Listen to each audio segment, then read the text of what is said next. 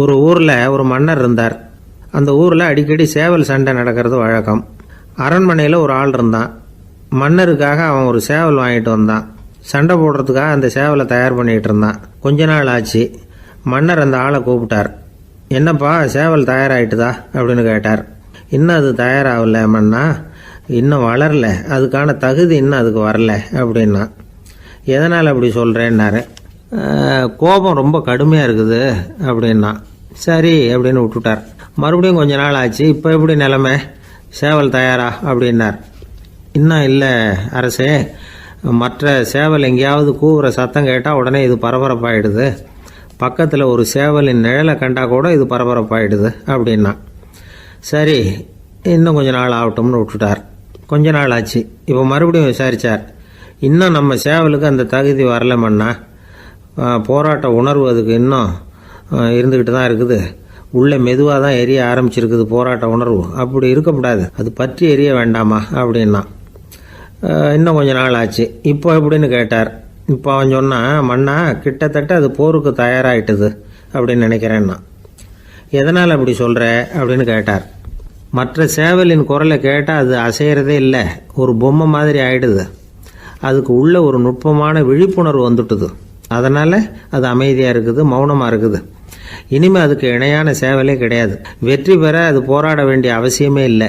அதை பார்த்த உடனே எதிரி சேவல்கள் பயந்துட்டு ஓடி போடும் அப்படின்னு சொன்னானான். அந்த சேவலை வளர்த்தவர் சி சிங் சு அப்படின்னு பேர். இந்த சுசுகி சொன்ன கதையும் அது. ஞானிகள் என்ன சொல்கிறாங்க தெரியுமா? அந்த சேவலின் ரகசியத்தை நீயும் கற்றுக்கொள், நீ அப்படி ஆயிடு, சண்டை போடாமலே வெற்றிகள் பெறுகிற நுட்பத்தை புரிந்துகொள். இதுதான் ஞானிகள் உபதேசம். ஒரு குருக்கிட்ட ஒருத்தன் போயிருக்கிறான். எனக்கு சண்டை போட கற்றுக் கொடுங்கண்ணா. அதுக்கு என்ன செய்யணும்னார். என்ன உங்கள் மாணவனாக சேர்த்துங்கண்ணா. சரி இப்போ உன்னுடைய பலம் என்னன்னு கேட்டிருக்கார். இப்போ நான் தனி ஆளாக இருந்து ஒரு 100 பேரை சமாளிப்பேன் நானா. சரி அப்படின்னா என்னுடைய மாணவனாக உன்னை சேர்த்துக்கிறேன்ருக்கார். சேர்த்துக்கிட்டார். 6 மாதம் பயிற்சி கொடுத்தார்.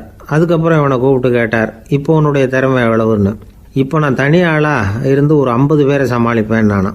இன்னும் உனக்கு பயிற்சி தேவைன்னாராம். தொடர்ந்து சில நுட்பங்களை எல்லாம் சொல்லி கொடுத்துருக்கிறார். 1 வருஷம் ஆச்சு. எல்லாத்தையும் கற்றுக் கொடுத்துட்டார்.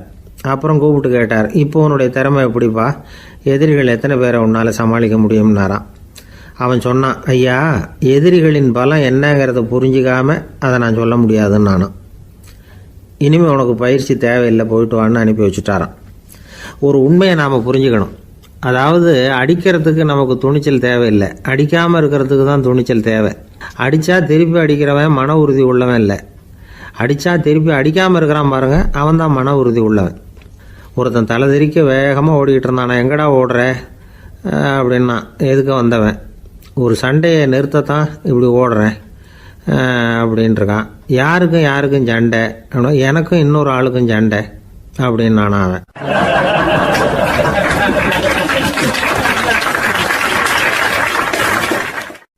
எது ரொம்பவும் கஷ்டமான காரியம் அப்படின்னு கேட்டார் ஒருத்தர்.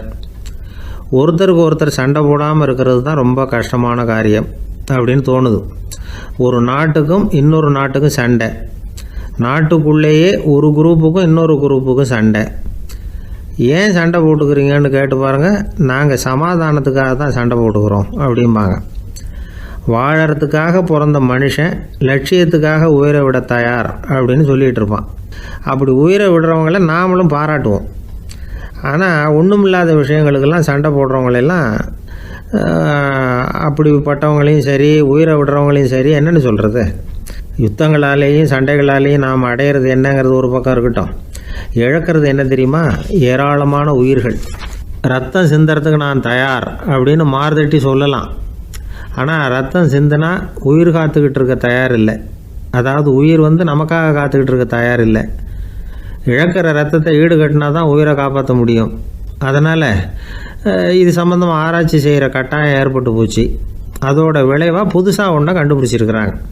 அதுதான் செயற்கை ரத்த பொடி. இப்போ இந்த திடீர் சாம்பார் பொடி, திடீர் ரசப்பொடி, திடீர் காப்பி பொடி இப்படிலாம் சொல்கிறோம்ல, அது மாதிரி இது திடீர் ரத்த பொடி. இஸ்ரேல் ஒரு சின்ன நாடு, மக்கள் தொகை குறைச்சல், அதோட போர்கள் வேறு. அதனால் காயம்பட்டவங்களை காப்பாற்றியே தீர வேண்டிய கட்டாயம். காப்பாற்றணும்னா ரத்த இழப்பை தடுக்கணும். அப்படின்னா உடனடியாக புது ரத்தம் செலுத்தி ஆகணும். திடீர்னு ரத்தம் வேணும்னா எங்கே போகிறது? அதுவும் கிடைக்கிற ரத்தம் சேர்கிற குரூப்பாக இருக்கணும். ஒரு வேடிக்கை பார்த்தீங்களா, நான் வேறு குரூப்பு நீ வேறு குரூப்புன்னு இவன் சண்டை போடுறான். இதில் அடிபட்டவனுக்கு ரத்தம் கொடுக்க போனால் அதுலேயும் அது வேறு வேறு குரூப்பாக இருக்குது. அது ரத்தமும் வேறு வேறு குரூப்புன்னு சொல்லிகிட்டு இருக்குது. எந்த குரூப்பு ரத்தம் வேணும்? அது உடனடியாக கிடைக்கலன்னா என்ன பண்ணுறது? இப்படிப்பட்ட கஷ்டம்லாம் நமக்கு வந்துடுது. இதுக்காக தான் விஞ்ஞானிகள் இந்த ரத்த பொடியை கண்டுபிடிச்சிருக்கிறாங்க. அதாவது ஒரு ஆள் அடிபட்டு போட்டான்னு வச்சுங்களேன், அவனுக்கு ரத்தம் கிடைக்கல, உடனே என்ன பண்ணலாம்? இந்த சுத்தப்படுத்தப்பட்ட தண்ணீரை கொஞ்சம் எடுத்துக்க வேண்டியது, அதில் இந்த ரத்த பொடியை கரைக்க வேண்டியது. இப்போ இந்த செயற்கை ரத்தம் வந்து தயாராகிட்டுது. இதை அந்த ஆள் உடம்புல ஏற்றி விட்டுற வேண்டியது. இயற்கையாக நம்ம உடம்பில் இருக்கிற ரத்தம் என்னென்ன வேலை செய்யுதோ அதே வேலையை இதுவும் செய்யும். அதாவது ஆக்சிஜனை உடம்புல எல்லா இடத்துக்கும் எடுத்துகிட்டு போகுது. அந்த வேலையை இந்த செயற்கை ரத்தமும் செஞ்சுடுது. ஆனால் ஒரு விஷயம், இந்த செயற்கை ரத்தம் ஒரு அவசரத்துக்கு தான் உபயோகப்படுத்தலாம், ஒரு முதல் உதவி மாதிரி. அதை அப்படியே நிரந்தரமாக விட்டுற முடியாது. பின்னாடி வந்து தேவையான குரூப்பு உண்மையான ரத்தம் கிடைச்ச உடனே அதை செலுத்திக்கணும். உண்மையான ரத்தத்தை 20லேருந்து 40 நாள் வரைக்கும் தான் பாதுகாக்க முடியும். அதுவும் குளிர்பதன பெட்டியில். அதுக்குள்ளே உபயோகப்படுத்தலைன்னா அது வீணாக போயிடும். இந்த ரத்த பொடி அப்படி இல்லை, எவ்வளோ நாள் வேணும்னாலும் அப்படியே வச்சுருக்கலாம். குளிர்பதன பெட்டியும் தேவையில்லை. ஆனால் ஒன்று, இது தண்ணியில் கலந்து செயற்கை ரத்தமாக ஆக்கிவிட்டா அதோட வலு 72 மணி நேரம் தான். அதாவது 3 நாள். அதுக்குள்ளே அந்த ஆசாமியை எங்கேயாவது ஆஸ்பத்திரிக்கு தூக்கிட்டு போய் உண்மையான ரத்தத்தை கொடுத்துடணும். சண்டையில் அடிபடுறவங்க, சாலை விபத்தில் அடிபடுறவங்க, இவங்களுக்கெல்லாம் அவசரத்துக்கு கை கொடுத்து உதவுறது இந்த செயற்கை ரத்த பொடி. அதுக்கப்புறம் நாம் கொடுக்குற ரத்தம் தான் அவங்கள காப்பாற்றணும். இன்றைக்கி வந்து ரத்தத்தை தானமாக கொடுக்க தயாராக இருக்கிற நல்ல உள்ளங்கள் ஏராளம். எவ்வளவு ஆக்சிடெண்ட்டு, ஆப்ரேஷன், இதில் சம்மந்தப்பட்டவங்களை வந்து காப்பாற்றுறது நாம் தானமாக கொடுக்குற ரத்தம் தானே. ஒரு ஆக்சிடெண்ட்டு, ஒரு ஸ்கூட்டர் ஒரு ஆள் மேலே மோதி விட்டுது, பார்த்து வரக்கூடாதா அப்படின்னா அந்த ஆள், நீ தான் பார்த்து நடக்கணும், ஏன்னா 20 வருஷமாக நான் அந்த ஸ்கூட்டரை ஓட்டிகிட்டு இருக்கிறேன் அப்படின்னு நான் இவன். இதுக்கு அவன் சொன்னானா, நீ தான் பார்த்து ஓட்டணும், ஏன்னா 40 வருஷமாக நான் இப்படி நடந்துக்கிட்டு இருக்கிறேன் அப்படின்னு நானா.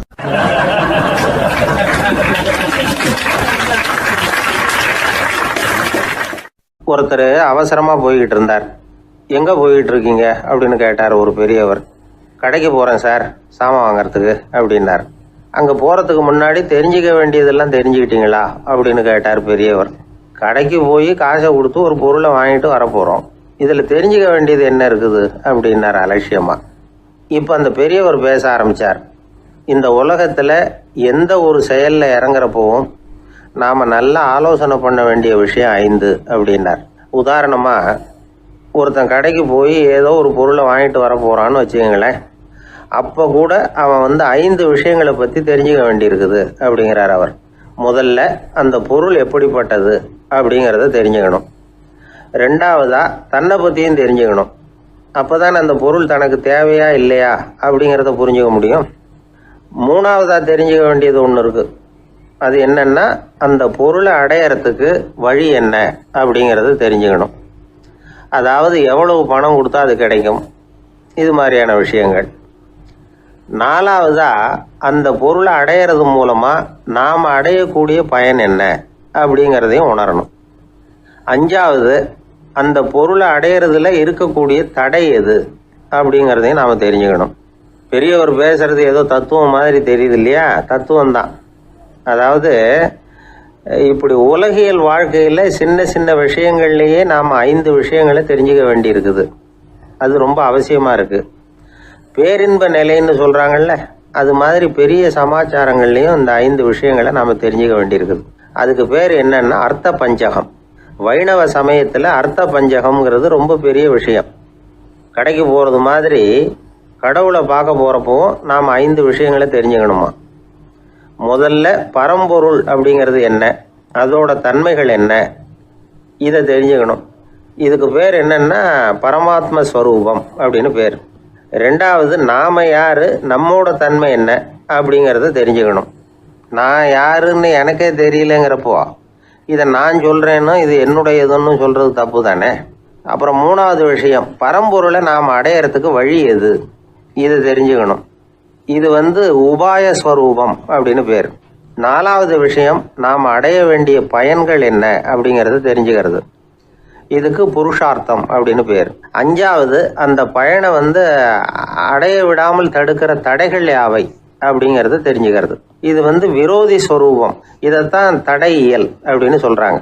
அதாவது பரமாத்மாவை பற்றிய அறிவு, ஜீவாத்மாவை பற்றிய அறிவு, உபாயம் பற்றிய அறிவு, புருஷார்த்தம் பற்றிய அறிவு, இந்த 4 அறிவுக்கும் எதிரடையா, அதாவது அதையெல்லாம் தப்பா புரிஞ்சுக்கிறதால உண்டாகக்கூடிய அறிவு விரோதி ஸ்வரூபம். என்ன இது தகவல்ல ஏதாவது கதை சொல்லுவீங்கன்னு பார்த்தா ஏதோ தத்துவம் பேசிக்கிட்டு இருக்கிறீங்களே அப்படின்னு நினைக்கலாம். இதுவும் தெரிஞ்சுக்க வேண்டிய ஒரு பெரிய விஷயந்தான். காதில் போட்டு வச்சா எப்போவாவது உபயோகப்படும். என்னுடைய நண்பர் ஒருத்தர் ஒரு நாள் என்கிட்ட சொன்னார், சார், அடுத்த மாதம் தஞ்சாவூரில் ஒரு கல்யாணம், போகிறதா வேண்டாமா அப்படின்னு ஒரே குழப்பமாக இருக்குது அப்படின்னார். நான் உடனே இந்த அர்த்த பஞ்சக உபதேசம் பண்ண ஆரம்பித்தேன்.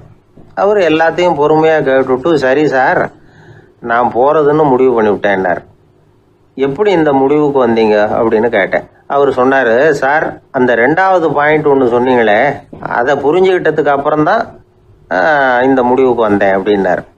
என்ன 2வது பாயிண்ட்டுன்னு? அதாவது தன்னை பற்றி புரிஞ்சுக்கணும் அப்படின்னு சொன்னீங்க. உடனே என்னை பற்றி புரிஞ்சுக்கிட்டேன், நான் யாருங்கிறது எனக்கு தெரிஞ்சுது, உடனே போகிறது தான் நல்லதுன்னு முடிவு பண்ணிவிட்டேன்னார். நீங்கள் யாருன்னு கேட்டேன். நான் தான் சார் அந்த கல்யாணத்தில் தாலி கட்ட வேண்டிய மாப்பிள்ளை அப்படின்னார்.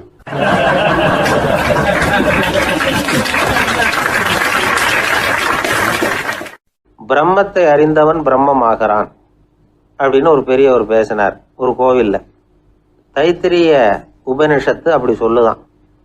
இதை கேட்கும் பொழுது நமக்கு ஒரு சந்தேகம் வரும். அது எப்படி? பிரம்மத்தை அறிந்தவன் பிரம்மம் ஆகிறான்னா, சிங்கத்தை அறிந்தவன் சிங்கம் ஆகிறானா, தோசையை அறிந்தவன் தோசை ஆகிறானா? இப்படிப்பட்ட சந்தேகம் நமக்கு வர்றதுல ஒன்றும் ஆச்சரியம் இல்லை. இது இயற்கை. இதுக்கும் அந்த பெரியவரே பதில் சொல்றார். சிங்கம் வேற, நாம வேற. அதனால சிங்கத்தை அறிந்தவன் சிங்கம் ஆக மாட்டான். ஆனா பிரம்மம் வேற, நாம வேற இல்லை. அதனால பிரம்மத்தை அறிந்தவன் பிரம்மம் ஆகிறான் அப்படிங்கிறது அவரோட விளக்கம். மனிதன் அவன்தான் தான் பிரம்மங்கிறது தெரியாதனால தான் அதை வேற எங்கேயோ தேடிட்டு இருக்கிறான். கடைசியில் அது தான் தாங்கிறது புரிஞ்சுக்கிற பொழுது அவன் பிரம்மம் ஆயிடுறான். இதை விளக்கிறதுக்கு ஒரு உபநிஷத்து கதையே இருக்கு. நமக்கு தெரிஞ்ச கதை தான், ஆனால் அதை வேற விதமான அர்த்தத்தில் விளையாட்டாக சொல்லிட்டு இருக்கிறோம். ஒரு சமயம் ஒரு 10 நண்பர்கள் ஒரு காட்டு வழியாக போய்கிட்டு இருக்கிறாங்க.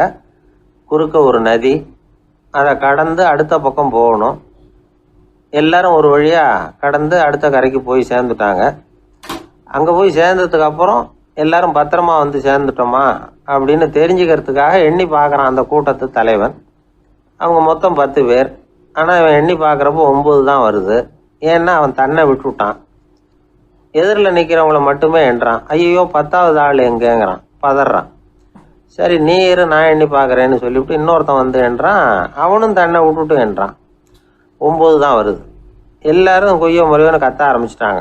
அந்த சமயத்தில் ஒரு பெரியவர் அந்த பக்கமாக வர்றார். என்ன விஷயம்னு விசாரிக்கிறார்.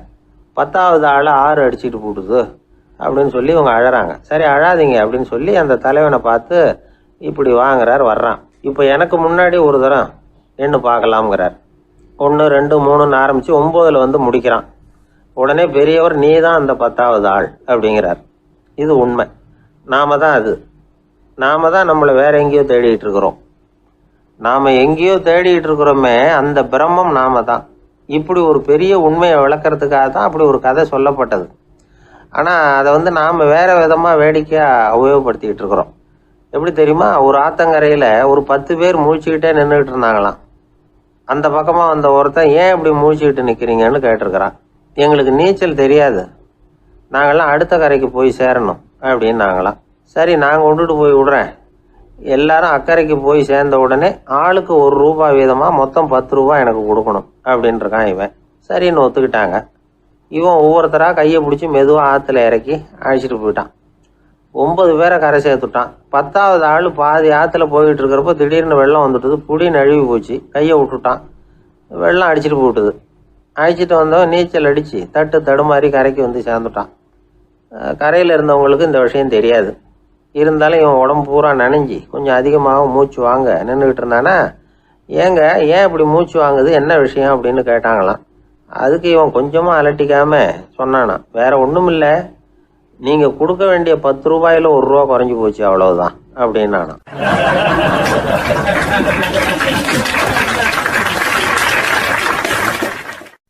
ஒரு ஊர்ல ஒரு ராஜா இருந்தார். அந்த ராஜாவுக்கு ஒரு புள்ள. அந்த புள்ளைக்கு விவரமே தெரியாது. அவன் ஒரு முட்டாளுங்கிறது எல்லாருக்கும் தெரியும். ஆனாலும் அவன் தான் அடுத்தபடியா ஆட்சிக்கு வர வேண்டியவன். ஆட்சி பொறுப்பை ஏற்க வேண்டிய ஒருத்தன் இப்படி இருந்தா என்ன பண்றது அப்படிங்கிறது எல்லாருக்கும் உள்ள கவலை. மன்னர் அமைச்சர்களை கூட்டினார், ஆலோசனை கேட்டார் என்ன பண்ணலாம்னு.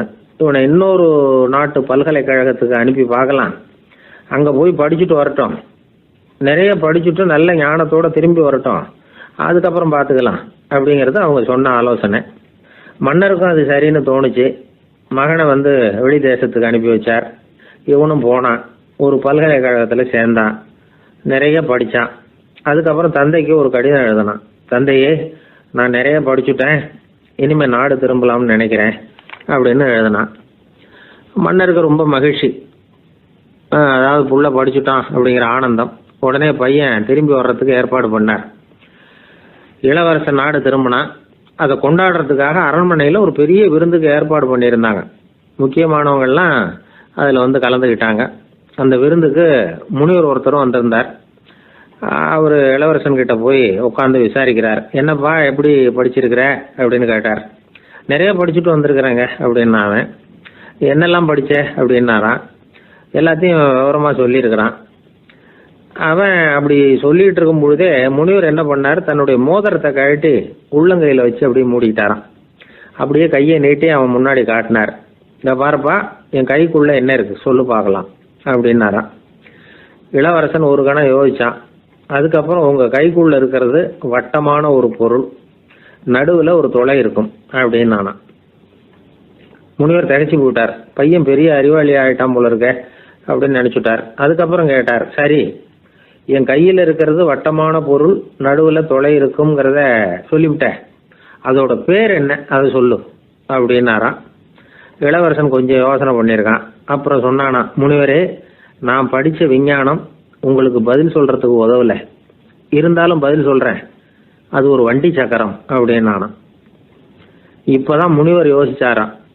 அவருக்கு புரிஞ்சுதான், அதாவது முட்டாளை படிக்க வைக்கலாம், ஆனால் சிந்திக்க வைக்க முடியாது அப்படிங்கிறத அவர் புரிஞ்சுக்கிட்டாராம்.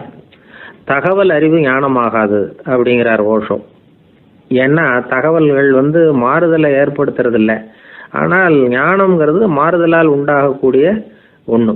அதுதான் ரெண்டுக்கும் உள்ள வித்தியாசம். மனம் சரியான வழிக்கு வரணும், அதுக்கப்புறம் படிக்கிற கல்வி தான் உண்மையான கல்வி. சரி, மனம் சரியா வர்றதுக்கு என்ன வழி அப்படின்னு கேட்டா, மனிதன் முழு மாறுதலுக்கான வழிமுறை தியானம் தான் அப்படிங்கிறார் அவர். அதனாலதான் நிறைய படிச்சிருக்கேன்னு சொல்றவன் எல்லாம் ஞானம் உள்ளவன் நினைச்சிடக்கூடாது. ஒருத்தர் இன்னொரு பெரிய மனிதரை அழைச்சிட்டு அறிமுகப்படுத்தினாராம். சார் நிறைய படிச்சிருக்கார், 3 MA வாங்கியிருக்கார், ஆனா ஒரு விஷயம், அப்பப்போ கொஞ்சம் திருடுவார், அவ்வளவுதான், மற்றபடி அவர் ஒரு பெரிய அறிவாளி தான் அப்படின்னாராம்.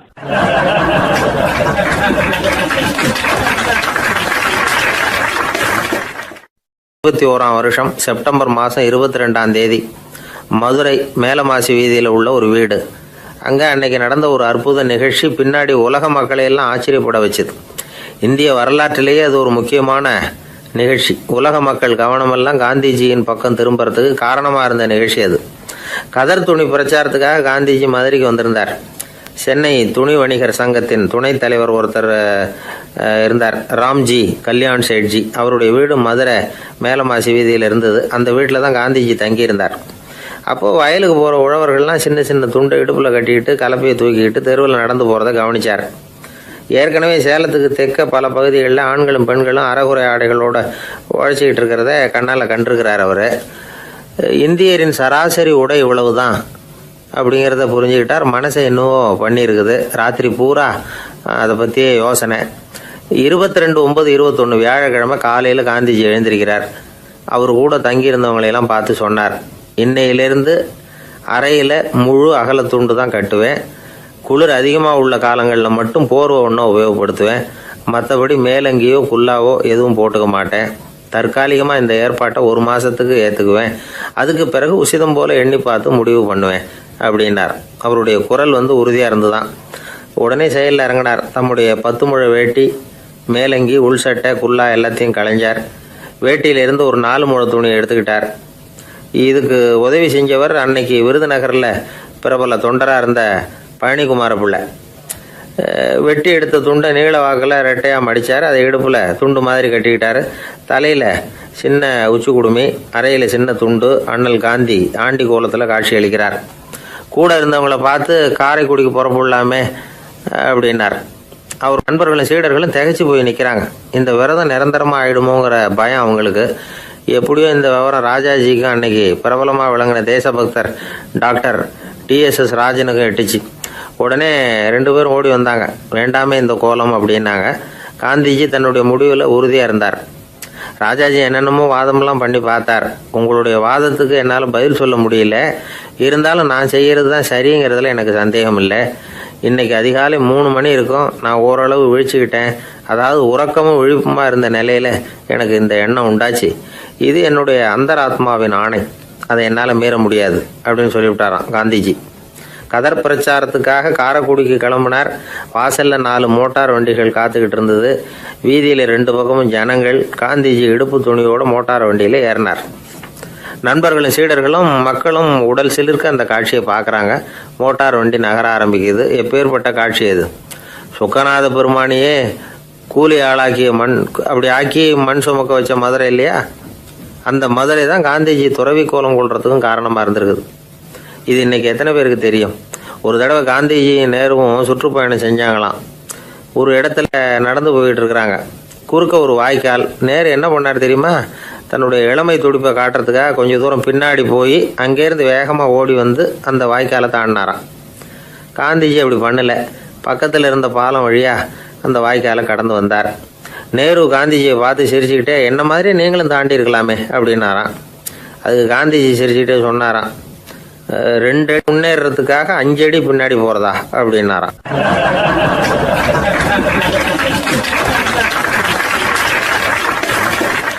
கிபி 1078 வருஷம் மார்ச் மாதம் 19ஆம் தேதி திங்கட்கிழமை அதிகாலை நேரம் ஒரு குழந்தை பிறந்தது.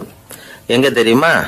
காஸ்பியன் கடலுக்கு தெற்கே பாரசீக மொழி வழங்கிய தபரிஸ்தான் மாநிலத்துல ஜீலான்கிற புனித நகர், அதோட புறநகர் பகுதியில் உள்ள நீப்புங்கிற ஊர்ல தான் அந்த குழந்தை பிறந்தது. அந்த இடம் இப்போ ரஷ்யாவில் இருக்கு. அந்த குழந்தை யாருன்னு நினைக்கிறீங்க? அதுதான் முஹித்தீன் பெருமான், ஆன்மீக சாதனைகள் புரிந்த மகான் முஹித்தீன் ஆண்டகை. தன்னுடைய 18வது வயசுல உயர்கல்விக்காக ஜீலான் நகரத்தை விட்டு பகுதாத் நகரத்துக்கு புறப்பட்டு போறார். இளம் பிராயம் தானே, அதனால துணைக்கு ஒரு வர்த்தக கூட்டத்தோட சேர்ந்து போயிட்டு இருக்கிறார். ரொம்ப தூரம் போகணும். ஒவ்வொரு இடமா தங்கி தங்கி போயிட்டு இருக்கிறாங்க. ஒரு இடத்துல ஒரு கொள்ளை கூட்டம் பயங்கரமான ஆயுதங்களோட அவங்கள வழிமறிச்சுட்டுது. அந்த வர்த்தக கூட்டம் வச்சிருந்த பொருள்களை எல்லாம் அவங்க பறிச்சு விடுறாங்க. இவங்களும் பயந்துகிட்டு இருந்தது எல்லாத்தையும் அவங்க கிட்ட கொடுத்துடுறாங்க. முஹித்தீன் ஆண்டகை மட்டும் இதையெல்லாம் பார்த்துக்கிட்டு தனியா ஒதுங்கி நிற்கிறார். ஒரு 18 வயசு பையன் மட்டும் இப்படி தனியா அநாத சிறுவன் மாதிரி நின்றுட்டு இருக்கிறத அந்த கொள்ளை கூட்டத்தில் இருந்த ஒருத்தன் பார்க்கறான். கிட்ட நெருங்கி வர்றான். அலட்சியமாகவும் கிண்டலாகவும் உங்ககிட்ட ஏதாவது இருக்குதா அப்படின்னு கேட்கறான். இவங்கிட்ட என்ன இருக்க போகுது அப்படிங்கிற நம்பிக்கையில அவன் அப்படி கேட்கறான். உடனே இவரு, ஓ இருக்குதே, என்கிட்ட 40 தீனார் இருக்கு அப்படிங்கிறார். இப்படி சொல்லியும் அந்த கொள்ளைக்காரனுக்கு நம்பிக்கை வரல. என்னடா அவன் விளையாடாத, பொய் சொல்லாத, உண்மையை சொல்லு அப்படிங்கிறான் அவன். உண்மையைத்தான் சொல்றேன், என்கிட்ட 40 தீனார் இருக்கு அப்படிங்கிறார் இவர். எங்க வச்சிருக்கிற அப்படின்னு கேட்கறான். சட்டையின் விழாப்புறத்தில் உள்ள பகுதியில அதை வச்சு தச்சிருக்கிறாங்க அப்படின்னு உண்மையை சொல்றார். உடனே கொள்ளை கூட்ட தலைவன் அதை கத்தியால கீறிப்பார் அப்படின்னு உத்தரவு போடுறான். அந்த சட்டையை கிழிக்கிறாங்க. உள்ள இருந்து 40 பொற்காசுகளும் பொல பொலன்னு கீழே கொட்டுச்சு. அதை பார்த்த உடனே அந்த கொள்ளை கூட்ட தலைவன் மலைச்சு போய் நின்னுட்டான். காசை பார்த்துட்டு அவன் மலைச்சு போகல. பொய் பேசாத அந்த பையனோட நேர்மையை பார்த்துட்டு அவன் அப்படி நின்னான். மெதுவா அந்த பையன் கிட்ட வந்தான். ஏன்பா, நீ என்ன பணக்கார குடும்பமா அப்படின்னு கேட்டான். அப்படிலாம் இல்ல, எனக்கு அப்பா இல்ல, அம்மா மட்டும்தான் உண்டு. எங்க அப்பா எனக்குன்னு விட்டு போன சொத்தே இந்த 40 தீனார் தான் அப்படின்னாரு இவர். அப்படி இருந்துமா உண்மை பேசணும்னு ஆசைப்பட்டேன். என்கிட்ட ஒண்ணும் இல்லைன்னு ஒரு வார்த்தை சொன்ன உன்னை விட்டுருப்போமே அப்படின்னா அவன். அப்படி இல்லைங்க, நான் இறைவன் திருநாமத்தை அறியக்கூடிய கல்வி ஞானத்துக்காக இப்ப போயிட்டு இருக்கிறேன். இறைவன் திருநாமத்தை உச்சரிக்க வேண்டிய நாவால பொய் பேசக்கூடாதுன்னு எங்க அம்மா சொல்லியிருக்கிறாங்க. அதனால நான் எப்பவுமே பொய் சொல்ல மாட்டேன் அப்படின்னு என்னுடைய தாய்க்கு வாக்கு கொடுத்திருக்கிறேன் அப்படின்னார் அவர். முஹையத்தீன் பெருமான் வார்த்தைகளை கேட்ட அந்த கொள்ளையர்கள் மனம் திருந்தி நல்லவங்களா ஆயிடுறாங்க. அந்த கொள்ளையர் தலைவன் பிற்காலத்துல ஒரு பெரிய மகான் ஆயிடுறார். பெரியவர்கள் வாழ்க்கையில நடக்கிற இது மாதிரி சம்பவங்கள் தான் நாம நல்ல விதமா வாழறதுக்கு துணையா இருக்கும். அந்த காலத்துல கொள்ளையர்களே பெரியவங்க செயலை பார்த்து மனம் திருந்தி இருக்கிறாங்க. இந்த காலத்துல யார் இப்படி இருக்கிறா? இந்த காலத்துல மகான் ஒருத்தரை பார்த்தேன், எனக்கு வேண்டியப்பட்ட மகான். ஏங்க நீங்களும் மகான் ஆகிறதுக்கு முன்னாடி கொள்ளை அடிச்சுட்டு இருந்தீங்களா அப்படின்னு கேட்டேன். அவர் மெதுவா கண்ணை திறந்து என்ன நிமிந்து பார்த்தார். அப்படி இல்லப்பா, நான் கொள்ளை அடிக்கிறதுக்காகத்தான் மகானாவே ஆகி இருக்கிறேன் அப்படின்னு சொல்லிவிட்டு மறுபடியும் கண்ணை மூடிட்டார்.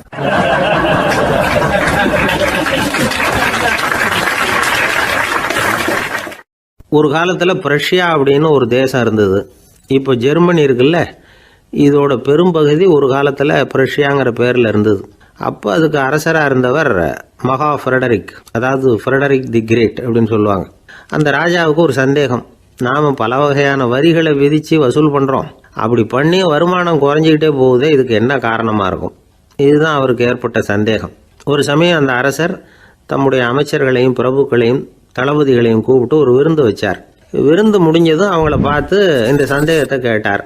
வரிகள் அதிகமாக விதித்து வருமானம் குறையறதுக்கு என்ன காரணம் அப்படின்னு கேட்டார். பல பேருக்கு இதுக்கு சரியாக பதில் சொல்ல தெரியல. அனுபவசாலியான ஒரு தளபதி எழுந்திருச்சார். அரசே, அது எப்படிங்கிறத இப்போ உங்களுக்கு காட்டுறேன்னார். உடனே ஒரு பெரிய பனிக்கட்டி ஒன்றை தன்னுடைய கையில் எடுத்தார். அதை அப்படியும் எப்படியும் திருப்பி பார்த்தார். அப்புறம் அடுத்தவர்கிட்ட கொடுத்தார். அவர் அதை அப்படியும் அப்படியும் திருப்பி பார்த்துட்டு அடுத்தபடியாக இருந்தவர்கிட்ட கொடுத்தார். இப்படியே இதை ஒவ்வொருத்தராக பார்த்துட்டு ஒவ்வொரு கையாக மாறி கடைசியில் மன்னர் கைக்கு போய் சேர்ந்தது. மன்னர் கைக்கு அந்த பனிக்கட்டி போய் சேர்ந்தப்போ அது கொஞ்சம் கொஞ்சமாக உருகி ஒரு பட்டாணி கடலை சைஸுக்கு ஆயிட்டுது. மன்னர் யோசனை பண்ணார், வரி அதிகமாக போட்டாலும் வந்து சேர்றது குறைவாக இருக்கிறதுக்கு என்ன காரணம் அப்படிங்கிறது அவருக்கு புரிஞ்சு போச்சு. காலம்தான் மாறிட்டு இருக்கே தவிர இந்த கையூட்டு வாங்குற பழக்கம் மாறினதாக தெரியல. இன்னொரு ராஜா இருந்தார். அவர் தன்னுடைய ராஜாங்கத்தில் லஞ்ச ஊழலே சுத்தமாக இருக்கக்கூடாது அப்படின்னு நினச்சார்.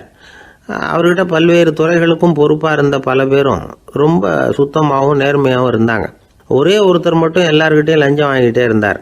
அவரை வேறு வேறு துறைகளுக்கு மாற்றி பார்த்தாரு. அந்த ராஜா என்னென்னமோ பண்ணி பார்க்குறாரு. எந்த வேலையை கொடுத்தாலும் அதுலேயும் லஞ்சம் வாங்கிறதுக்கு ஒரு வழியை உண்டு பண்ணிக்குவார் அந்த ஆள். ராஜாவுக்கு இது ஒரு பெரிய தலைவலியாக போட்டுது. இவர் என்ன பண்ணுறது? இவருக்கு என்ன வேலையை கொடுக்கறது? கொஞ்சம் கூட லஞ்சம் வாங்கிறதுக்கு சான்ஸே இல்லாத ஒரு வேலையை கொடுக்கணும் அப்படின்னு திட்டம் போட்டார். ஒரு நாள் அவருக்கு அந்த உத்தரவும் போட்டுட்டார். அதாவது அவருக்கு என்ன வேலைன்னா, கடற்கரையில் தான் அவருக்கு ஆஃபீஸ். அங்கேயே இருந்துக்க வேண்டியது. தினமும் எத்தனை கடல் அலை கரையில் வந்து மோதுது அப்படிங்கிறத கணக்கு எடுத்து ராஜாவுக்கு தெரிவிக்க வேண்டியது. இதுதான் அவருக்கு வேலை. பேசாமல் அலையை எண்ணிட்டு உட்காந்துருக்கிட்டோம், அப்போவாவது அவர் லஞ்சம் வாங்குகிற சந்தர்ப்பம் இல்லாமல் போயிடும் அவருக்கு அப்படின்னு நினைச்சார் ராஜா. இந்த ஆள் கடற்கரைக்கு போய் டியூட்டியில் ஜாயின் பண்ணிட்டார். ஒரே மாசத்துல அங்கே சொந்தமாக ஒரு பிரம்மாண்டமான மாளிகை கட்டி விட்டாரு. ராஜாவுக்கு இது பெரிய ஆச்சரியமாக போச்சு. அலையை என்ற வேலையில் அந்த ஆள் எப்படி பணம் சம்பாதிச்சார் அப்படின்னு விசாரித்து பார்த்தார் அக்கம் பக்கத்தில். அந்த ஆள் என்ன பண்ணியிருக்கிறாருன்னா, கடற்கரையில் போய் பொறுப்பு ஏற்றுக்கிட்ட உடனே அங்கே இருந்த மீனவர்கள்கிட்ட எல்லாம் இந்த கரையில் வந்து ஒரு நாளில் வந்து மோதுற அலைகள் எத்தனை அப்படின்னு கேட்டிருக்காரு. அது எப்படிங்க தெரியும்னு இருக்காங்க அவங்க. தினமும் அந்த எண்ணிக்கை தெரியணும். நம்ம ராஜாவுக்கு தினமும் அறிக்கை அனுப்பணும், டெய்லி ரிப்போர்ட்டு. தவறுனா நீங்கள் இந்த கடலில் போய் மீன் பிடிக்கிறதுக்கு ராஜாவோட அனுமதி கிடைக்காது அப்படின்ட்டுருக்காரு. உடனே மீனவர்களும் பயந்து போட்டாங்க. கடலுக்கு போகிறதுக்கு அனுமதி இல்லைன்னா பட்டினி கிடக்கிறது மாதிரி ஆகிடுமே. மெதுவாக அந்த ஆளுகிட்ட போனாங்க. காதோட காதாக சொன்னாங்க, ஐயா, எங்களால் வந்து கடல் அலையை வந்து எண்ண முடியாது. தினமும் எங்களால் முடிஞ்சதை உங்களுக்கு பணமாக கொடுத்துட்றோம். நீங்கள் தான் ராஜா கிட்ட சிபாரிசு பண்ணி நாங்கள் தொடர்ந்து மீன் பிடிக்கிறதுக்கு அனுமதி வாங்கி கொடுக்கணும் அப்படின்னு வேண்டிக்கிட்டாங்க.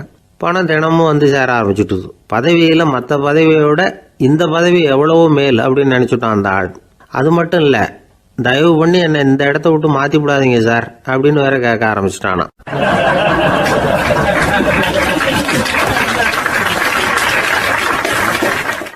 ஊருக்கு வெளியில் அமைதியான ஒரு இடம், அங்கே ஒரு ஆசிரமம், அங்கே ஒரு சாமியார். அவர் தினமும் நல்ல போதனைகள்லாம் செய்வார். பல பேர் போய் அங்கேயே சில நாள் தங்கி இருந்து அவர் சொல்கிற அறிவுரைகளை எல்லாம் கேட்டுக்கிட்டு வர்றது வழக்கம். ஒரு தடவை அவரை பார்த்துட்டு போகிறதுக்காக 3 வெளியூர் தம்பதிகள் வந்தாங்களாம். அந்த மடத்திலேயே சாப்பிட்டுக்கிட்டு தங்கி இருந்து அவங்களுடைய போதனைகளை கேட்டுக்கிட்டு போகணுங்கிறது அவங்க நோக்கம். காலையில் குளிச்சுட்டு பூஜையில் உட்காந்தார் அந்த சுவாமி. இவங்களும் குளிச்சுட்டு அந்த பூஜையை பார்க்கறதுக்காக அவர் முன்னாடி வந்து உட்காந்தாங்க. பூஜை ஆரம்பமாச்சு. சம்பிரதாயப்படி அது ரொம்ப நேரம் நடந்துக்கிட்டே இருக்குது. இவங்களுக்கு நல்ல பசி இருந்தாலும் இந்த நேரத்தில் அதை எப்படி வெளியில் காட்டிக்கிறது? பேசாமல் இருந்தாங்க. அந்த சுவாமி பூஜையை முடித்தார். அதுக்கப்புறம் பேச ஆரம்பித்தார். பேச்சு அருமையாக தான் இருந்தது, அமிர்தமாக தான் இருந்தது. இருந்தாலும் இவங்களுக்கு இருக்கிற வயிற்று பசி அது சரியாக கவனிக்க விடலை. அந்த சுவாமியே இதை கவனிச்சதா தெரியல. இவங்களுக்கு மனசுக்குள்ள ஒரு எண்ணம், உள்ள சாப்பாடு தயாராகிட்டு இருக்கும் போல இருக்கு. இந்த பேச்சு முடிஞ்சதும் நம்மளை உள்ளே அழைச்சிட்டு போய் சாப்பாடு போடுவாங்கன்னு நினைக்கிறோம் அப்படின்னு இவங்களாம் நினச்சிக்கிட்டாங்க. ஆனால் சுவாமி இதை பற்றி எதுவுமே பேசலை, கண்டுக்கலை. ஒரு அம்மாவால் அதுக்கு மேலே சும்மா இருக்க முடியுமா? முடியல. சாப்பாட்டை கவனிக்கலாமா அப்படின்னு சொல்லி மெதுவாக ஆரம்பித்தாங்க. ஓ கவனிக்கலாமே அப்படின்னு உள்ளே அழைச்சிட்டு போனார் சுவாமி. இவங்க ரொம்ப அவசரமாக எழுந்திருச்சு உள்ளே ஓடினாங்க. அங்கே ஒரு மேஜை மேலே ஒரு கிண்ணம் மூடி இருந்தது. ஓ இதுதான் சாப்பாட்டு மேஜை போல இருக்கு, இங்கே சாப்பாடு வந்துடும் அப்படின்னு நினச்சாங்க. உடனே போய் சுற்றி உட்காந்துக்கிட்டாங்க. சுவாமி அந்த கிண்ணத்தை எடுத்து அந்த அம்மா கிட்ட கொடுத்தார். அவங்க அதை வாங்கி மூடியை திறந்து பார்க்குறாங்க. உள்ளே ஒரு சாவி இருக்குது. ஓ சரிதான், இது சமையலறை சாவி போல இருக்கு. அங்கே போய் அதை திறந்து சாப்பாட்டை நாமே எடுத்துக்கிட்டு வந்து இங்கே வச்சுக்கிட்டு சாப்பிடணும் போல இருக்கு அப்படின்னு நினச்சாங்க. சாவி இருக்கு இல்லையா, வாங்க பூட்டு நிறையா காட்டுறேன் அப்படின்னு சுவாமி அவங்கள அழைச்சிட்டு போனார், காட்டினார். இவங்க அந்த அறையை ரொம்ப ஆவலோடு திறந்தாங்க. உள்ளே பார்த்தா அங்கே அரிசி, பருப்பு, விதவிதமான காய்கறி எல்லாம் இருக்குது. சமையலுக்கு வேண்டிய மிளகாய், எண்ணெய், பால், தயிர், நெய் இப்படி எல்லாமே இருக்குது. அடுப்பு, விறகு, நெருப்பு போட்டி அது கூட அங்கே இருக்குது. சாப்பாடு தயாராக இருக்கும்னு நினச்சிக்கிட்டு போனால் இப்படி இருக்குதே அப்படின்னு சொல்லி அதை பார்த்ததும் ரொம்ப சோர்ந்து போட்டாங்க அவங்க. சுவாமி என்ன இது சாப்பாடு இல்லையா அப்படின்னாங்க. அதுதான் சாப்பாட்டுக்கு வேண்டிய எல்லாம் இங்கே இருக்குதே. அடுப்பு மூட்டி நீங்கள் தான் அவங்கவுங்க ருசிக்கு தகுந்த மாதிரி சமைச்சிக்கணும். இந்த சன்னியாசிக்கு எப்படி சமைக்க தெரியும் அப்படின்னு கேட்டார் சுவாமி. சாப்பாடு தயாராக இருக்கும்னு நாங்கள் எதிர்பார்த்தோம் அப்படின்னாங்க. நீங்கள் இப்படி சொல்லுவீங்கன்னு நானும் எதிர்பார்த்தேன். இது வரைக்கும் நான் எவ்வளவோ தத்துவம்லாம் எடுத்து சொன்னேன். எல்லாத்தையும் விட இதுதான் அனுபவபூர்வமான தத்துவம். ஆண்டவன் நமக்கு நல்ல மனசை கொடுத்துருக்குறான், நல்ல வாய்ப்புகளையும் தந்திருக்கிறான். அதையெல்லாம் பயன்படுத்திக்கக்கூடிய மூளையையும் சிந்தனையையும் கொடுத்துருக்குறான். ஆனாலும் அடுப்பை தான் நீங்கள் மூட்டணும். அடுப்பை நீங்கள் தான் மூட்டணும். உங்களுக்கு உகந்ததை நீங்கள் தான் சமைச்சு ருசித்து அனுபவிக்கணும். ஆண்டவனே அதை செஞ்சுக்கிட்டு இருக்க மாட்டான் அப்படின்னாராம் அந்த சுவாமி. நம்முடைய வாழ்க்கையில் பல நல்ல பலன்களை பெறறதுக்கு நாம் தான் முயற்சி பண்ணணும். அதுக்குரிய சூழ்நிலையை தான் ஆண்டவன் கொடுப்பானே தவிர அதை விளக்கறதுக்காக தான் அந்த சுவாமி அப்படி செஞ்சு காட்டியிருக்கிறார். இது ஒரு பெரியவர் இப்படி ஒரு விளக்கம் கொடுத்தார். அதுக்கப்புறம் அந்த 3 தம்பதிகளும் தெளிவடைஞ்சுட்டாங்களாம். நாம் தெளிவடைகிறது எப்போங்கிறது தான் தெரியல அப்படின்னு பல பேர் இதை கேட்டுட்டு சொல்லிகிட்டு இருக்கிறாங்க. இந்த கதையை நம்முடைய நண்பர் ஒருத்தர்கிட்ட சொன்னேன். அந்த நண்பர் ரொம்ப சந்தோஷப்பட்டார். நீங்கள் சொல்கிறது கரெக்டு சார், ஆனால் நான் அதை விட ஒரு படி மேலே சார். எனக்கெல்லாம் அரிசி, பருப்பு இருக்கிற ரூம் எதுன்னு கையை காட்டிட்டா போதும். உடனே கிண்ணத்துலேருந்து சாவியை எடுத்து கொடுக்கணுங்கிற அவசியம்லாம் இல்லை எனக்கு. அப்புறம் எப்படி ரூமை திறந்துருவீங்க அப்படின்னு கேட்டேன். பூட்டை உடைச்சி திறந்துருவேன், அதுதான் எனக்கு பழக்கம் அப்படிங்கிறார்.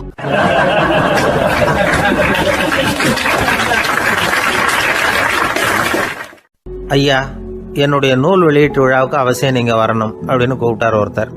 எப்போ வரணும்னு கேட்டேன். அடுத்த வாரம்னார். சரி, புத்தகம் தயாராகிட்டுதா அப்படின்னு. நாளைக்கு தான் அச்சிக்க கொடுக்க போகிறேன்னார். என்னங்க இது, புத்தகம் அச்சிடுறதுக்கு முன்னாடியே அழைப்புதழை அச்சடிச்சு விட்டீங்களே அப்படின்னு கேட்டேன். அதனால் என்னங்க, அந்த காலம் மாதிரி அப்போல்லாம் அச்சுக்கலை எவ்வளவோ முன்னேறியாச்சுங்க. Linotype, monotype, phototype, laser இப்படி என்னென்னமோ வந்தாச்சு. இன்றைக்கி கொடுத்தா நாளைக்கே புத்தகம் தயார் அப்படின்னார். இப்படி இந்த அளவுக்கு முன்னேறி இருக்கிற இந்த அச்சுக்கலை ஆரம்பத்தில் எப்படி இருந்தது தெரியுமா? அந்த காலத்தில் காகிதம்னா என்னென்னே தெரியாது. அப்படி ஒன்று கண்டுபிடிக்கப்படவே இல்லை. அப்போல்லாம் எதையாவது ஒன்று எழுதணும்னா அதுக்கு ஆட்டு தோலை தான் பயன்படுத்தி இருக்கிறாங்க. கண்ணுக்குட்டி தோல் கூட அதுக்கு உபயோகப்பட்டு தான். ஐரோப்பாவில் இருந்த பாதிரியார்கள் தோலில் எழுதப்பட்ட புத்தகத்தை தயாரிக்கிறதுல ரொம்ப கெட்டிக்காரங்களாம். எகிப்து, அப்புறம் மத்திய தரைக்கடல் ஓரத்தில் உள்ள நாடுகள், இங்கெல்லாம் தோல் தான் எழுது பொருளாக பயன்பட்டு வந்திருக்குது. ஆனால் நம்ம நாட்டில் ஓலைச்சுவடிகளை எழுத்துக்கு பயன்படுத்தி இருக்கிறாங்க. எழுதுறதுக்கு தோலை பயன்படுத்தினவங்க பிறகு பேப்பரைஸ் அப்படிங்கிற கோரை புல்லை அதுக்கு பயன்படுத்தினாங்களாம். இதெல்லாம் அப்படி கொஞ்சம் கொஞ்சமாக கண்டுபிடிச்சிட்டு வந்திருக்கிறாங்க. அந்த புல்லை வந்து கச்சிதமாக நறுக்க வேண்டியது, நல்லா பதப்படுத்த வேண்டியது, அதுக்கப்புறம் அதில் எழுத வேண்டியது, அவ்வளவுதான். பேப்பருங்கிற சொல்லே இந்த பேப்பைரஸ் அப்படிங்கிறதுலேருந்து வந்தது தான். அதுக்கப்புறம் தான் காகிதம் வந்தது. இதை முதல்ல சீன நாட்டில் தான் கண்டுபிடிச்சாங்க. அது வந்த பிறகு அச்சு எந்திரம் கண்டுபிடிக்க வேண்டிய அவசியம் ஏற்பட்டது. அதை கண்டுபிடிச்சவர் ஜெர்மானிய அறிவியல் அறிஞர் ஜான் கூட்டன்பர்க். அச்சு கலைக்கு அடித்தளம் அமைச்சவர் அவர் தான். ஜெர்மனியில் மெயின்ஸ் அப்படிங்கிற ஊரில் 1399 பிறந்தார். அவரோட மாமன் ஒருத்தர் உலோக வேலையில் வல்லவர். அவர்கிட்ட இந்த வேலையை கற்றுக்கிட்டார். அதோட வைர கற்களை வந்து பட்டை தீட்டுறதுலையும் ரொம்ப தேர்ச்சி பெற்றிருந்தார். இளம் வயசுலேயே சும்மா இருக்க மாட்டாராம். எதை செஞ்சாலும் அதை திறமையாக செய்வாராம். அவர் தான் முதல்ல மர அச்சு எழுத்துக்களை உருவாக்கினார். அது மேலே மை தடவி பிரதிகள் எடுத்தார். அதுக்கப்புறம் உலோக எழுத்துக்கள், முதல்ல காரியம், அப்புறம் இரும்பு, அப்புறம் கலப்பு உலோகம், பிறகு அச்சடிக்கிறதுக்கு எந்திரம் ஒன்றையும் உருவாக்கினார். முதல்ல பைபிள் அச்சடித்தார். 1468 அவர் இறந்து போனார். 16ஆம் நூற்றாண்டில் மேலை நாடுகளில் இருந்து மர எழுத்துக்களை கொண்டுகிட்டு வந்து தமிழ்நாட்டில் கிறிஸ்துவ நூல்களை அச்சிட்டாங்க. அப்போல்லாம் வந்து அச்சகங்கள் வந்து போதிய அளவுக்கு இங்கே இல்லை. அதுக்கு என்ன காரணம்னா, இந்தியர்கள் வந்து அச்சகங்களை நடத்தக்கூடாது அப்படின்னு சட்டம். 1835 வரைக்கும் அந்த சட்டம் வந்து நடைமுறையில் இருந்தது. இந்த நிலைமையில் அங்கேயும் இங்கேயுமா 1-2 அச்சகங்கள் ஆரம்பமாச்சு. 1713 தரங்கம்பாடியில் லூத்தரன் மிஷன் அச்சகம், அதே ஆண்டில் சென்னையில் SPCK அச்சகம். இது ரெண்டும் தான் இந்தியாவில் முதல்ல தொடங்கப்பட்ட அச்சகங்கள். ஆட்டுத்தோல்லையும் ஓலைச்சுவடியிலையும் எழுதப்பட்ட எழுத்துக்கள் இன்னைக்கு எங்கேயோ போயிட்டுது. ஆனால் நம்ம ஊரில் எழுத்தாளர்கள் நிலைமை தான் ஒன்றும் சொல்லிக்கிறது மாதிரி இல்லை. நம்ம ஆள் ஒருத்தர் சொன்னார், சார், நான் சொந்தத்தில் ஒரு அச்சாபீஸ் வச்சுருந்தேன், இப்போவும் வச்சுருக்கிறேன். அதனால் என்னுடைய படைப்புகளை புத்தகமாக வெளியிடுறதுல எனக்கு ஒன்றும் கஷ்டம் இல்லை. வருஷத்துக்கு ஒரு புத்தகம் எழுதி வெளியிட்டுருவேன். 15 வருஷமாக இலக்கிய உலகத்துக்கு இப்படி சேவை செஞ்சுக்கிட்டு வர்றேன். ஆனால் இந்த வருஷம்தான் வாசகர்கள் வந்து எனக்கு பாராட்டு விழா நடத்தியிருக்கிறாங்க அப்படின்னார். இந்த வருஷம் அப்படி என்ன விசேஷம் அப்படின்னு கேட்டோம். இந்த வருஷம்தான் நான் எந்த புத்தகம் எழுதி வெளியிடாமல் இருந்தேன், அதுக்காகத்தான் எனக்கு இந்த பாராட்டு விழா அப்படின்னார்.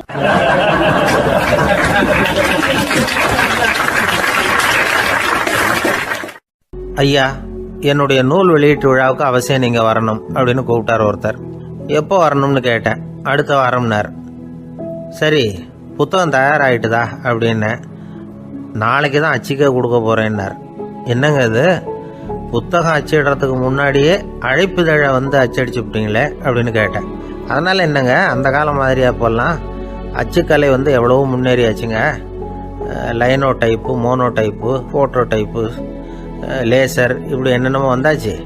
இன்னைக்கு கொடுத்தா நாளைக்கே புத்தகம் தயார் அப்படின்னார். இப்படி இந்த அளவுக்கு முன்னேறி இருக்கிற இந்த அச்சுக்கலை ஆரம்பத்தில் எப்படி இருந்தது தெரியுமா?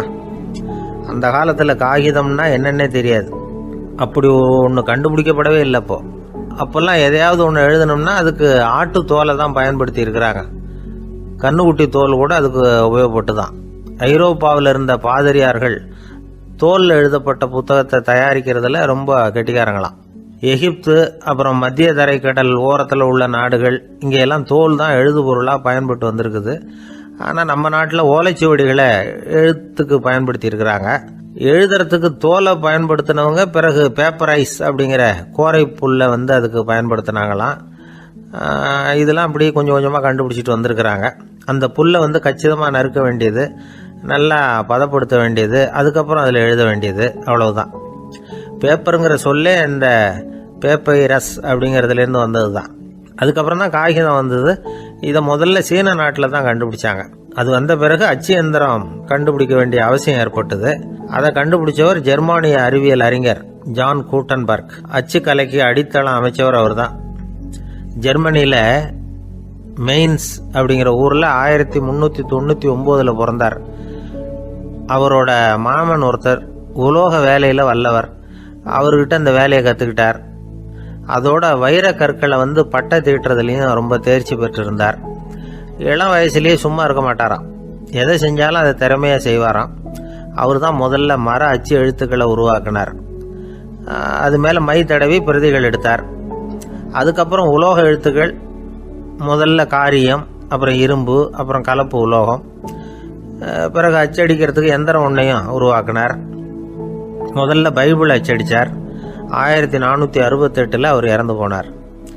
16ஆம் நூற்றாண்டில் மேலை நாடுகளிலிருந்து மர எழுத்துக்களை கொண்டுகிட்டு வந்து தமிழ்நாட்டில் கிறிஸ்துவ நூல்களை அச்சிட்டாங்க. அப்போல்லாம் அச்சகங்கள் போதிய அளவுக்கு இங்கே இல்லை. அதுக்கு என்ன காரணம்னா, இந்தியர்கள் அச்சகங்களை நடத்தக்கூடாது அப்படின்னு சட்டம். 1835 வரைக்கும் அந்த சட்டம் நடைமுறையில் இருந்தது. இந்த நிலைமையில் அங்கேயும் இங்கேயுமா 1-2 அச்சகங்கள் ஆரம்பமாச்சு. 1713 தரங்கம்பாடியில் லூத்தரன் மிஷன் அச்சகம், அதே ஆண்டில் சென்னையில் SPCK அச்சகம். இது ரெண்டும் தான் இந்தியாவில் முதல்ல தொடங்கப்பட்ட அச்சகங்கள். ஆட்டுத்தோல்லையும் ஓலைச்சுவடியிலையும் எழுதப்பட்ட எழுத்துக்கள் இன்னைக்கு எங்கேயோ போயிட்டுது. ஆனால் நம்ம ஊரில் எழுத்தாளர்கள் நிலைமை தான் ஒன்றும் சொல்லிக்கிறது மாதிரி இல்லை. நம்ம ஆள் ஒருத்தர் சொன்னார், சார் நான் சொந்தத்தில் ஒரு அச்சாபீஸ் வச்சுருந்தேன், இப்போவும் வச்சுருக்கிறேன்.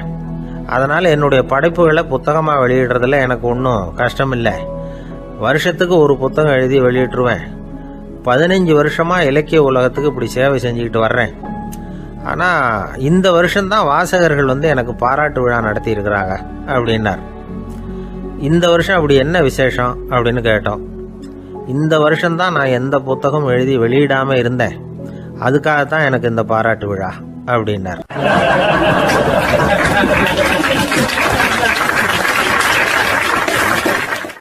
ஒரு நண்பர் இருக்கார். எப்போ பார்த்தாலும் கையில் ஒரு புத்தகம் இருக்கும். புத்தகம் இல்லாமல் எங்கேயும் புறப்பட மாட்டார். எதுக்காக இப்படி எடுத்துகிட்டு போகிறீங்க அப்படின்னு கேட்டால், எனக்கு இது ஒரு நல்ல நண்பன் மாதிரி. இந்த காலத்தில் எங்கே போனாலும் காத்திருக்க வேண்டியிருக்கு. அது மாதிரி சமயத்தில் நான் நண்பன் கூட பேசிக்கிட்டு இருப்பேன் அப்படிம்பாரான். ஒருத்தர் ஒரு பெரிய அரச பதவியில் இருந்தார். அவர் பதவியிலேருந்து இறங்க வேண்டிய சூழ்நிலை. அரசு கொடுத்துருந்த வீட்டை விட்டுட்டு வெளியில் வர்றார். வரும்பொழுது 2 கையிலையும் 2 பெட்டியை எடுத்துகிட்டு வந்தாராம். சார் உங்களுடைய உடைமைகள் அப்படின்னு கேட்குறாங்க அங்கே இருந்த ஊழியர்கள். இவர் தன்னுடைய கையில் இருக்கிற பெட்டியை காட்டி, இதுதான் என்னுடைய சொத்து அப்படின்னாராம். ஒரு பெட்டியில் அவருடைய உடைகள், இன்னொரு பெட்டியில் அவர் விரும்பி படிக்கிற புத்தகங்கள். அவ்வளவுதான். இதுதான் இருந்துதான். புத்தகம் படிக்கிறது மனசுக்கு நல்லதுங்கிறது நமக்கு தெரியும். புத்தக வாசிப்பு உடம்புக்கும் நல்லதுங்கிறாங்க. அது நமக்கு ஆச்சரியமாக தான் இருக்குது. ஒரு நபர் ஒரு வருஷத்தில் சராசரியாக 2000 பக்கங்களை படிச்சிருக்கணுமா, யுனெஸ்கோ பரிந்துரை. ஆனால் நம்ம நாட்டில் நாம் சராசரியாக படிக்கிறது 32 பக்கங்கள். அவ்வளவுதான். இவ்வளவுக்கு நம்ம நாட்டில் 6000த்துக்கும் மேற்பட்ட நாளேடுகள், 2000த்துக்கும் மேற்பட்ட இதழ்கள், மலர்கள், இவ்வளவு இருந்தும் சரியாக வரல. இந்த உலகத்தில் முதல் நூலகம் எங்கே எப்போ ஆரம்பமாச்சு தெரியுமா? கிமு 2500ஆம் ஆண்டில் அது ஆரம்பமாயிருக்குது. பாபிலோனியாவில் அமில் அணு அப்படிங்கிற அரசன் தான் நூலகத்தை உருவாக்கி இருக்கிறான். அப்போல்லாம் தாள் கிடையாது, களிமண் தான். களிமண் பலகைகளில் எழுதி அது தொகுத்து அப்படியே நூலாக்கி அதை நூலகத்தில் வச்சுருப்பாங்களாம். அரசருடைய நூலகத்தில் 1000த்துக்கும் மேற்பட்ட நூல்கள் இருந்ததாக வரலாற்று குறிப்பு இருக்குது. அது மட்டும் இல்லை, அந்த நூலகத்தில் பொருள் வாரியாக, அதாவது சப்ஜெக்ட் வாரியாக புத்தகங்களை வகைப்படுத்தி வச்சுருந்தாங்களாம். அதில் மிச்சம் இருந்த ஒரு 25 களிமண் பலகை புத்தகங்கள் இன்றைக்கும் பிரிட்டிஷ் அருங்காட்சியகத்தில் இருக்குதான். அச்சு தாள் இதெல்லாம் ஏற்பட்டதுக்கு அப்புறம் அமைக்கப்பட்டது தான் பிரான்சில் இருக்கக்கூடிய பாரிஸ் நூலகம். 1480 பிரெஞ்சு மன்னர் 11ஆம் லூயி இந்த நூலகத்தை அமைச்சாராம். ஆனால் அப்போல்லாம் அரசர்கள் மட்டும்தான் நூலகத்தை பயன்படுத்த முடியுமா. அதுக்கப்புறம் 17ஆம் நூற்றாண்டில் இந்த முறை மாறி பொதுமக்கள் அங்கே போகலாம், படிக்கலாம் அப்படிங்கிற நிலைமை வந்துதான். போட்லியன் நூலகம் அப்படின்னு அதுக்கு பேர், பாரிஸ் நகரத்தில் இருக்குது. அங்கே தான் நூல்களின் பட்டியல் தயாரிப்பு பணி ஆரம்பமாச்சு. கல்வி வளர்ச்சியையும் நூலகத்தையும் இணைச்சவர் நெப்போலியன் போனபார்ட். முன்பணம் செலுத்தி புத்தகத்தை படிக்கிற முறையையும் அவர் தான் கொண்டுகிட்டு வந்தாராம். மக்கள்கிட்ட வசூலிக்கிற வரியின் ஒரு பகுதியை நூலகத்துக்கு பயன்படுத்தினவரும் அவர் தானா. நெப்போலியன் நூலகத்தில் உலகத்தில் உள்ள எல்லா மொழி நூல்களும் இருக்குதான். அங்கே ஒரு தமிழ் நூலும் இருந்திருக்குது. அது என்னென்னா கம்பராமாயணம். சோவியத் யூனியனுக்கு படையெடுத்து போனப்போ அங்கேருந்து லட்சக்கணக்கான புத்தகங்களை இந்த பனிச்சறுக்கு வாகனங்கள் இருக்குல்ல, அதில் கொண்டுகிட்டு வந்ததாக வரலாறு. அடுத்தபடியாக குறிப்பிட்டு சொல்லத்தக்க நூலகம் எதுன்னா பிரிட்டிஷ் நூலகம். மிக பழைய கையெட்டு பிரதியெல்லாம் கூட அங்கே இருக்குது. 1753 ஆரம்பமாச்சு. அதில் உள்ள நூல்களை வரிசையாக அடுக்கினா 180 கிலோமீட்டர் நீளத்துக்கு வருமா. மிகப்பெரிய நூலகம் அமெரிக்க தலைநகர் வாஷிங்டனில் இருக்குதான். இந்தியாவை பொறுத்த வரைக்கும் பெரிய பழைய நூலகம் எதுன்னா கல்கத்தா நூலகம். எல்லா இந்திய மொழி நூல்களும் இங்கே உண்டு. மகாகவி பாரதியார் நடத்தின இந்தியாங்கிற இதழின் எல்லா பிரதிகளும் அங்கே பாதுகாப்பாக இருக்குது. படிக்கும் பழக்கம் இங்கே வளர வேண்டியிருக்குது. ஒருத்தர்கிட்ட ஒரு புஸ்தகத்தை கொடுத்து விமர்சனம் எழுத சொல்லியிருந்தாங்க. கொஞ்ச நாள் கழித்து அவரை போய் பார்த்து, என்னங்க புஸ்தகத்தை படித்து பார்த்தீங்களா அப்படின்னு கேட்டாங்களாம். இதுக்கு அவர் சொல்லியிருக்கிறார், இன்னும் நான் படித்து பார்க்கலிங்க, இப்போ தானே விமர்சனமே எழுதி முடிச்சிருக்கிறேன், இனிமே தான் படிக்கணும் அப்படின்னாராம்.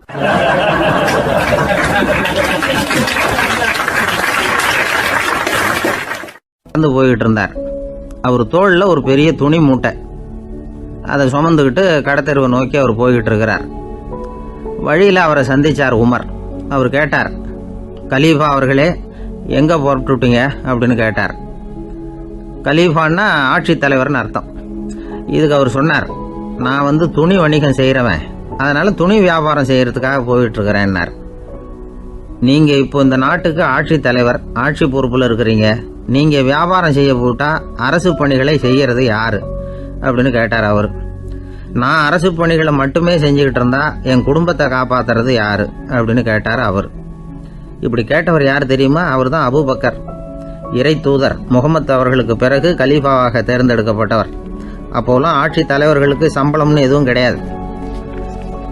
இந்த பிரச்சனையை எப்படி தீர்க்கிறதுன்னு யோசனை பண்ணார் உமர். அபு உபைதா அவர்கள்கிட்ட அழைச்சிட்டு போனார். அவர் யாருன்னா, அவர் தான் பொது நிதி கருவூலத்தின் பொறுப்பாளர். அவர்கிட்ட பிரச்சனையை சொன்னார். இது மாதிரி ஆட்சி தலைவருக்கு பொது நிதியிலிருந்து ஊதியம் அளிக்க முடியுமான்னு கேட்டார். பொது நிதி விதிகளின்படி அதுக்கு சாத்தியம் இல்லைன்னு சொல்லிவிட்டார் அவர். சரி, வேற ஏதாவது வழி இருக்குதான்னு கேட்டார் உமர். அபு உபைதா கொஞ்சம் யோசனை பண்ணி பார்த்தார். அப்புறமா சொன்னார், மக்காவிலிருந்து மதீனாவுக்கு குடிபெயர்ந்து வந்த அகதிகளுக்கு நிதி உதவி அளிக்கிறதுக்கு விதிகளில் இடம் இருக்கு. அப்படி பார்த்தா அபூபக்கரும் அகதி தானே, அதனால எல்லா அகதிகளுக்கும் கொடுக்கறது மாதிரியே அவருக்கும் ஒரு தொகை அளிக்கலாம்னார். கலீஃபா அபூபக்கருக்கு இந்த அகதி உதவி தொகையைத்தான் கொடுத்துட்டு வந்தாங்களாம். குடும்ப செலவுக்கு அது போதுமானதா இல்லை. இருந்தாலும் கலீஃபாங்கிறதுக்காக மற்ற அகதிகளை விட அதிகமாக தொகையை பெற அவர் விரும்பல. மார்பு பக்கம் கிழிஞ்சிருந்த ஒரு மேலாடையை தான் அவர் அணிஞ்சிருந்தார். அவருடைய துணைவியார் அஸ்மா, அவங்க ஒரு நாள் தேன் அருந்து ஆசையாக இருக்குன்னாங்களாம். நமக்கு கிடைக்கிற ஊதியம் குடும்ப செலவுக்கே போதுமானதா இல்லையே, இந்த நிலையில் தேன் வாங்குறதுக்கு காசுக்கு நான் எங்கே போவேன்ருக்கார் அவர். கொஞ்ச நாள் கழித்து அவங்க ஒரு தொகையை அவர்கிட்ட கொடுத்து தேன் வாங்கிட்டு வர சொன்னாங்களாம். இவருக்கு ஆச்சரியம், ஏது இந்த பணம்னு கேட்டிருக்காரு. நீங்கள் தினமும் குடும்ப செலவுக்காக கொடுத்துக்கிட்டு வந்த பணத்தில் கொஞ்சம் கொஞ்சமாக மிச்சப்படுத்தி வச்சேன்னாங்களாம். அபூபக்கர் அந்த பணத்தை எடுத்துக்கிட்டு நேராக பொது நிதி கருவூல பொறுப்பாளர்கிட்ட போனார். இந்த பணத்தை பொது நிதியில் சேர்த்துருங்க, இது அதிகப்படியாக எனக்கு தரப்பட்டு வந்த ஊதியம், அடுத்த மாதத்திலேருந்து இந்த தொகையை குறைச்சிங்கன்னு வேற சொல்லிவிட்டாராம்.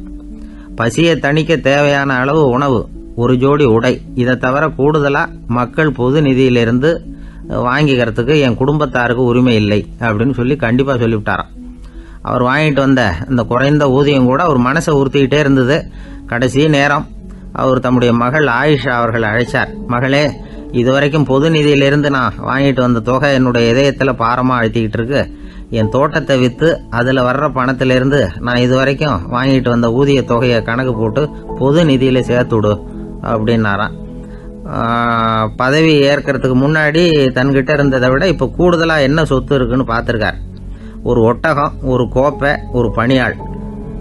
இதையும் அடுத்தபடியாக கலீஃபாவா வர்றவர்கிட்ட ஒப்படைச்சிருங்க அப்படின்னு விட்டாராம். அதே மாதிரி அடுத்து வந்த உமர்கிட்ட ஒப்படைச்சாங்க. அப்போ உமர் சொன்னாராம், அபூபக்கரே, இந்த முன்மாதிரியால உங்களுக்கு பிறகு இந்த ஆட்சி பொறுப்பை ஏற்கிறவர்களை பெரும் நெருக்கடிக்கு ஆளாகி விட்டீங்க அப்படின்னு சொல்லி ரொம்ப கண் கலங்கினாராம். கடைசியாக அபூபக்கர் தன்னுடைய குடும்பத்தாருக்கு விட்டு சென்ற சொத்து ஒரு படுக்கை விரிப்பு, ஒரு போர்வை, அவ்வளவுதான். இது சிந்திக்க வேண்டிய ஒரு செய்தி. ஒரு ஊரில் ஒரு மன்னர் இருந்தாராம். அமைச்சர் அவர்கிட்ட சொன்னாராம், மன்னா, நம்ம ராஜ்யத்தில் இனிமே லஞ்ச ஊழலே இருக்காதுன்னாராம். ஆஹா, அப்படின்னா ஊழல் பேர் வழிகளையெல்லாம் நாடு கடத்தியாச்சா அப்படின்னு கேட்டிருக்காரு மன்னர். இதுக்கு அவரு, அப்படி இல்லைங்க, இனிமே கொடுக்கறதுக்கு ஜனங்கள்கிட்ட பணமே இல்லை அப்படின்னாராம்.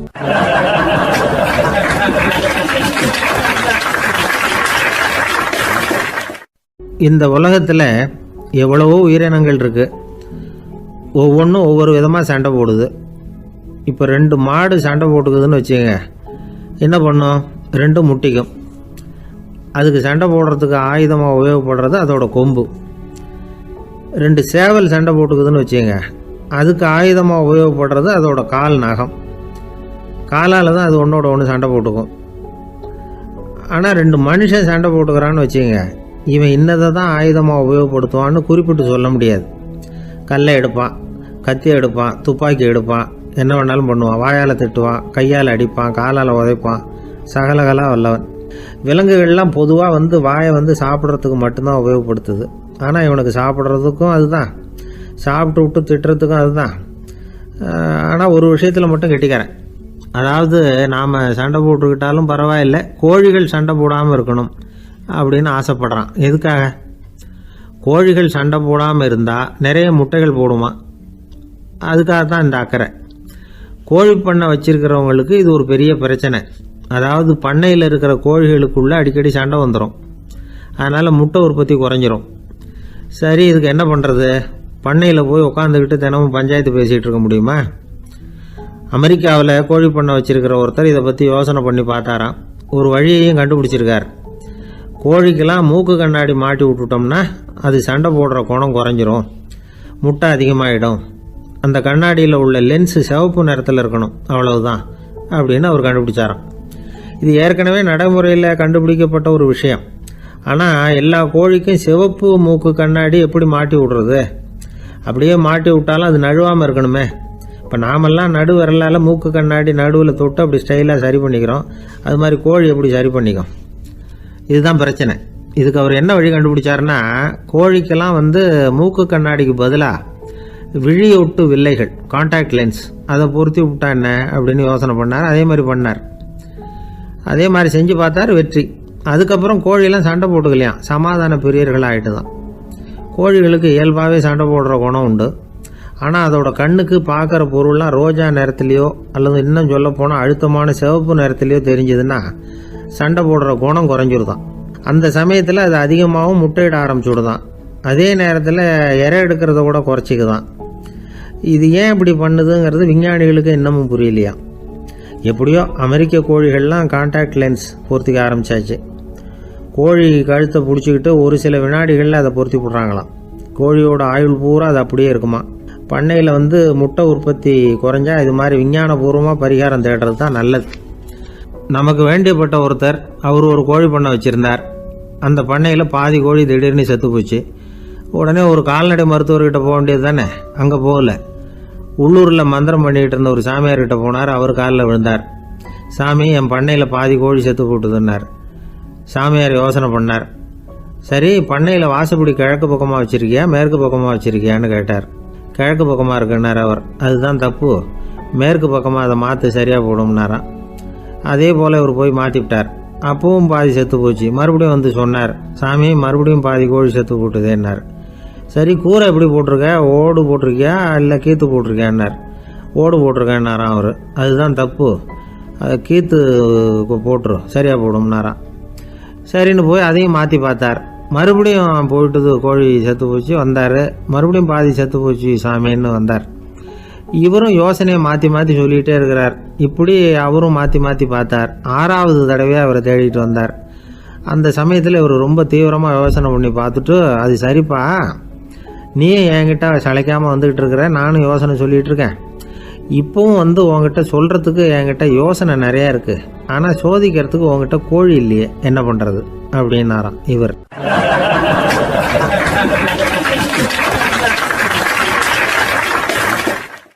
இந்த உலகத்தில் எல்லாருக்கும் மகிழ்ச்சி தரக்கூடிய ஒரு பொருள் எது?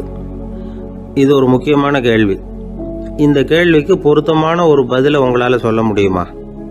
அதாவது கொஞ்சம் யோசித்து பார்த்தா பணம்னு சொல்லலாமா? இப்போ கையில் காசு இல்லாதவங்ககிட்ட ஒரு 10 ரூபாயை கொடுத்தா அது அவனுக்கு சந்தோஷத்தை கொடுக்கும். ஏற்கனவே வருமான வரி பிரச்சனையில் சிக்கி இருக்கிறவர்கிட்ட இன்னும் கொஞ்சம் பணம் இருந்தாங்கன்னு சொல்லி கொடுத்தோம்னா அது அவருக்கு சங்கடத்தை தான் கொடுக்கும். அதனால் அந்த கேள்விக்கு பணங்கிறது பொருத்தமான பதிலாக இருக்க முடியாது. கேள்வி என்னன்னா, இந்த உலகத்தில் எல்லாருக்கும் மகிழ்ச்சி தரக்கூடிய ஒரு பொருள் எது? சரி, இனிப்புன்னு சொல்லலாமா? ஏன்னா எல்லாருக்கும் இனிக்க தானே செய்யும். அதுலேயும் ஒரு சிக்கல் இருக்குது. சர்க்கரை வியாதிக்காரங்களுக்கு அது என்ன சந்தோஷத்தையாக கொடுக்கும்? ஆக எல்லாருக்கும் வேறுபாடு எதுவும் இல்லாமல் மகிழ்ச்சியை கொடுக்கக்கூடியது வேற ஏதோ ஒன்று இருக்குது. அது என்னன்னு கண்டுபிடிக்கணும். அதுதான் இன்றைக்கி தகவல். இப்போ அதை கண்டுபிடிக்கணும்னா இந்த கதையை கேட்கணும். அது என்ன கதைன்னா, ஒரு ஊரில் ஒரு ராஜா இருந்தார். அவருக்கும் இதே சந்தேகம் வந்துட்டுது. அதாவது எல்லாருக்கும் இன்பம் தரக்கூடிய பொருள் எது அப்படின்னு. இதுக்கு பதில் தெரிஞ்சுக்கிறதுக்கு ஆசைப்பட்டார். சரி, அதுக்கு என்ன செய்யலாம்னு யோசனை பண்ணார். நாட்டு மக்களுக்கு பகிரங்கமாக ஒரு அறிவிப்பு கொடுத்தார்.